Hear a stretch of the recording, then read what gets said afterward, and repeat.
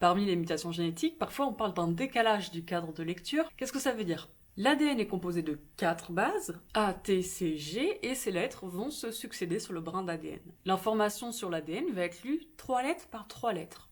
Cette lecture 3 par 3 va permettre de former des acides aminés. On peut les voir comme des briques de Lego qu'on va assembler ensemble, et ensuite ça formera une protéine qui aura un rôle précis dans nos cellules. Mais parfois, lorsque l'ADN va être répliqué pour former une nouvelle cellule par exemple, il va y avoir un problème lors de la recopie de ce brin d'ADN.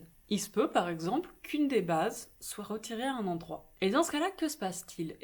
Il se passe la même chose que normalement. L'information va être lue 3 lettres par 3 lettres. Sauf que vu qu'il y a une base manquante à un endroit, passé cet endroit-là, il va y avoir un décalage de la lecture. Le fameux décalage du cadre de lecture dont nous parlions. Et donc les acides aminés formés, les briques de Lego, ne seront pas les bonnes et ne permettront pas de former la protéine que nous voulons. La protéine formée sera donc mutée et la plupart du temps, elle ne sera pas fonctionnelle. C'est donc une mutation génétique due à un décalage du cadre de lecture.